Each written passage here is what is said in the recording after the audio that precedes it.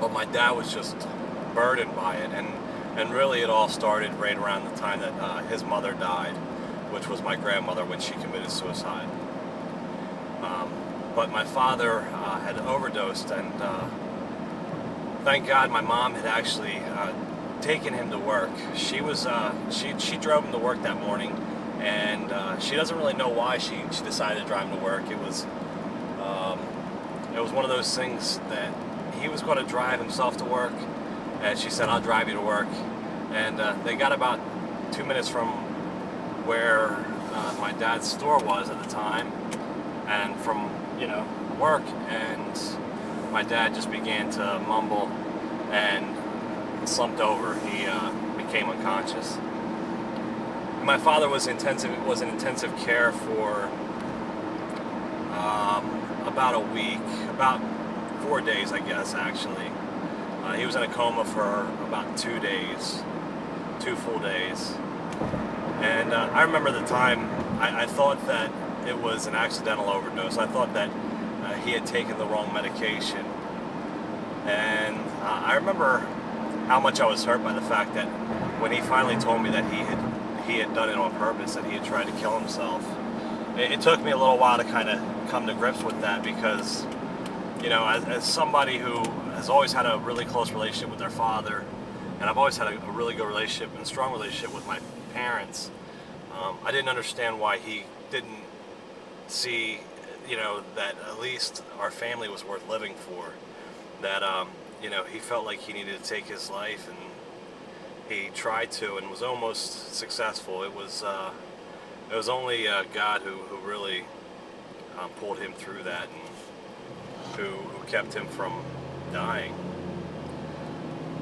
But that's a little bit of my family history. That's a little bit of what has kind of transpired and led up to the point of where I'm at right now. And I could go deeper, I could explain more and more about it to you guys, but I grew up as a child, like I said, experiencing depression from my father. And as a child, I was a depressed kid. I didn't know what it was at that point. I also had anxiety issues, and I didn't know what it was then either. I thought that I was just a nervous kid. My mom thought I was a nervous kid. But I guess the exposure to what my dad had gone through and what my dad was dealing with kind of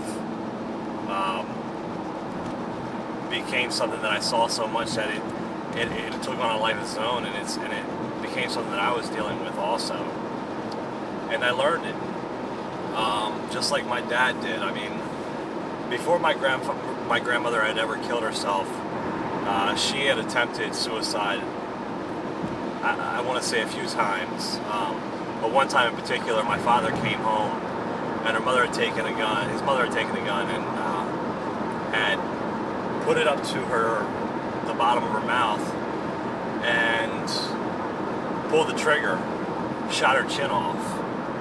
She didn't actually kill herself, but as a kid, my father had to experience that and deal with that as a kid, as a young teenager. So a lot of the behavior was learned for him. I had a cousin who tried to kill herself.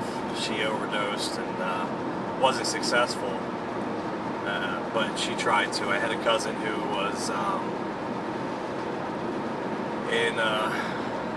basically in not a state hospital, but was in just this group setting where, because he had been dealing with anxiety and didn't know how to deal with it. So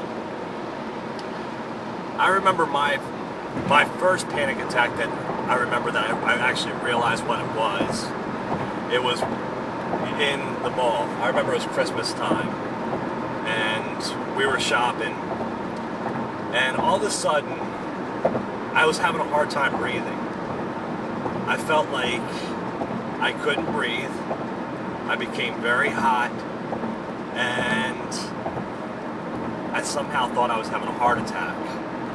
I was, I want to say 19 at the time, or 20 at the time, right around there.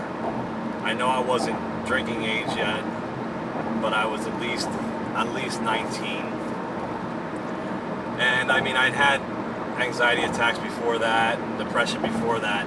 I just didn't know what it was, but I was with my cousin, and he had, like I said, he had gone through a period in his life where he was going through anxiety, and he knew right away what it was that I was dealing with, and he said, "You're having a panic attack." So he took me outside. Him and his girlfriend calmed me down, and it really, from there, I'd have it occasionally. I deal with anxiety. Now, I mean, I'll go back a little bit. When I was a kid, I really dealt with a lot of depression. I remember feeling unhappy a lot of times, depressed about things, worried about things that I couldn't control, and that, an 8-year-old should never worry about. I should never have worried about my parents' finances, but I shouldn't even, thought about those types of things, but I did. I should have never, sat in bed crying, 8 years old. I sat there crying, and it would be over things like, I don't have any friends. I had no self-esteem at all. I would have never done anything like, posted a video online of myself, because I didn't like myself. I didn't like who I was, and I just remember being incredibly depressed, and feeling just this overwhelming burden, and just this overwhelming sense of pressure. And I don't even know how else to explain it, but just like nothing would make you happy, basically. And I dealt with that, but as I got older, and I became popular and stuff, and in high school and stuff like that, I had a vehicle and playing sports. I kind of grew out of it, but the anxiety was something that would actually surface again later. And like I said, the first time I really remember having a full-blown panic attack was that time in the mall. And from there, it would happen occasionally. I wouldn't deal with it on a regular basis. Every once in a while, it would be somewhere, and it would maybe be somewhere I'd have to be for a while, and I would feel this sense of being trapped, like I couldn't escape, and all of a sudden it would come on out of nowhere. And I remember thinking numbers of things, but mostly it all centered around, I'm sick, there's something wrong with me, I'm not healthy, I am going to die, I need to go to the doctor. It was all health related. I never felt like I was going to go crazy, which some people who deal with anxiety experience that. But I would have these little tiny panic attacks, basically, and some of them would become full blown, but it really wouldn't become a big issue. And I mean, now granted, trust me, it was an issue. Anytime you deal with those types of things, it's an issue. Basically, the reason why somebody deals with anxiety or panic attacks is because we're all built with this basic